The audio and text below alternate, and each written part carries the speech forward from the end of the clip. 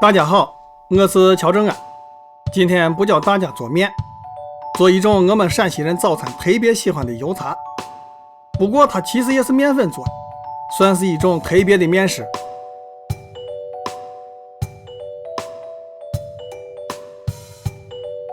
做油茶要先炒面粉，开小火不断翻炒，差不多20分钟，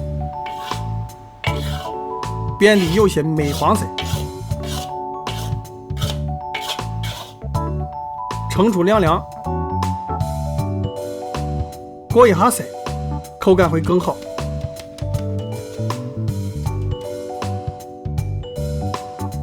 油茶的配料不拘一格，除了今天我们用的芝麻、花生、杏仁，也可以用黑糖、瓜子、香榧子等坚果。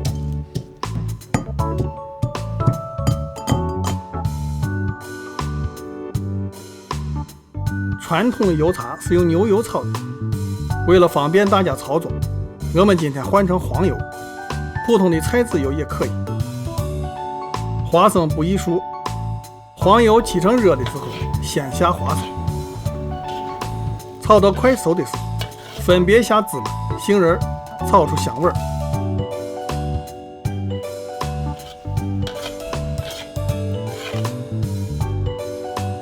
然后倒面粉快速翻炒，要像这样捣散的方式，防止面粉结块，尽量炒的松散均匀，越细碎越好。最后撒少许盐调味，关火后撒点枸杞，油茶面就做好了。出锅晾凉后密封起来，常温环境可以保存1个月。吃的时候用开水冲开即可。